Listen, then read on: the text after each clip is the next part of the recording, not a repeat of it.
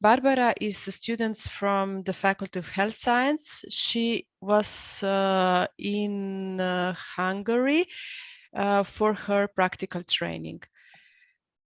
So, Barbara, are you with us? Yes. Okay, thank you. Hello to everyone. Welcome, Barbara.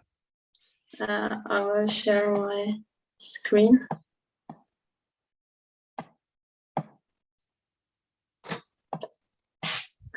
So I had an Erasmus exchange in Budapest.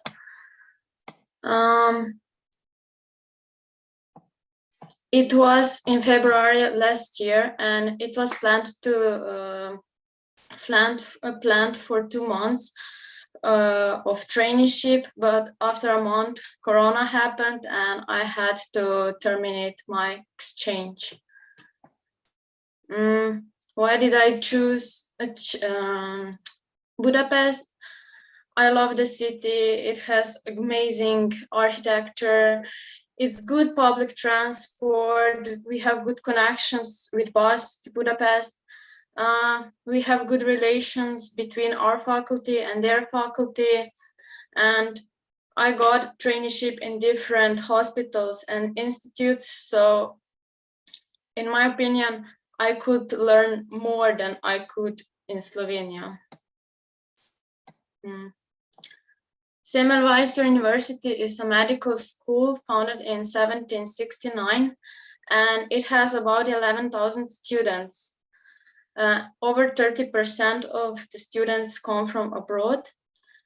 Department of Dietetics and Nutrition was organized in 1975 as part of the newly established College of Healthcare, and now it is Faculty of Health Science.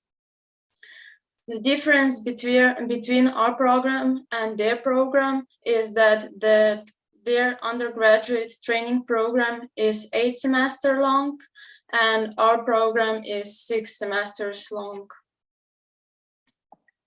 I worked in a group with 5 Hungarian students. From Monday to Thursday, we were in hospitals. I was working on cardiology, rehabilitation, and elderly care. And on Friday, we cooked in school kitchen from different health conditions. I had some problems with language because when we were in hospitals, all patients spoke Hungarian, so other students had to translate me everything. But after a time, I could understand some words. So if they didn't translate me everything, I knew what was going on. I had really bad experience with communication with hosting faculty. I asked several times the same questions and I didn't get the answer. I didn't know when I will start my mobility. I didn't know what medical exams I need to start the traineeship. And in my opinion, it was really poor support and I didn't got the information I needed. Once I got there, they told me everything, but it's kind of too late. About the accommodation, when I got there, I stayed in hostel, and it's really cheap option for long-term stay. But I was in a room with 2 older men, and I really didn't like it there. So on Facebook groups, I found a room, and the prices are between 30 to 300 and 400 euros per month.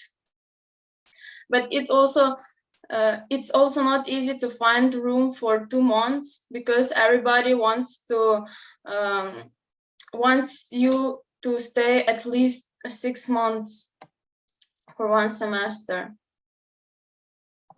About expenses, grocery stores have nearly the same prices as in Slovenia. About restaurants and drinks, it depends where you go on the location. They have really cheap public transport, and you can get everywhere with bus, metro, tram, and it's 11 euros per month. They also don't have organized student meals like in Slovenia. So the cheapest version is just to cook. And something about Budapest, it has 3.3 million people. They have very good public transport. They have many interesting museums, history museum, Holocaust Memorial Museum. They have rich history, so if you like history, you can learn a lot. They have every year Ziget Festival, which is music festival. And in my opinion, Hungarians are quite pessimistic and they're not too friendly. They don't like hugging. They're just not very warm people. Hungarian cuisine, they use a lot of paprika. They put it like everywhere.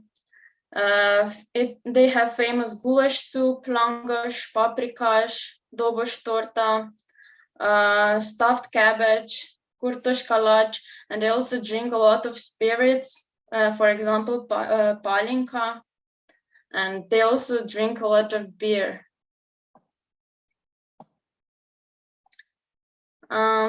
There is plenty things to do in free time. You can do sightseeing, you can go to thermal baths. They have a lot of events organized by ELB or ESN. And you can also find events on Facebook. For example, someone wants to play hockey and you just meet those people and go to play hockey. They have a lot of beautiful parks. You can go on hills, for example, Normafa, which is quite long hill, and there are a lot of people who just hang out. My tips for before you go, don't send any money in advance, because that usually happens, that you send money and then you lose contact. And you should be careful in certain districts. For example, the district that is our faculty, that my faculty was, it's not really, it's quite dangerous. And you have to be patient because their English is not the best, and it's not the easiest communication if you have to ask several times and you still don't get the answer. Pros and cons. It's good to meet new people. You work in international team. You have to be very patient. They learn some things different than we are, and maybe you even realize that it's better to do some things in different way. You also become more confident and you can discover beautiful city. Cons are a lot of paperwork before exchange, after exchange, and it's also not too good that you work in a hospital with Hungarian people that really don't know how to speak English. And that's all from my point of view. Thank you. Thank you, Barbara.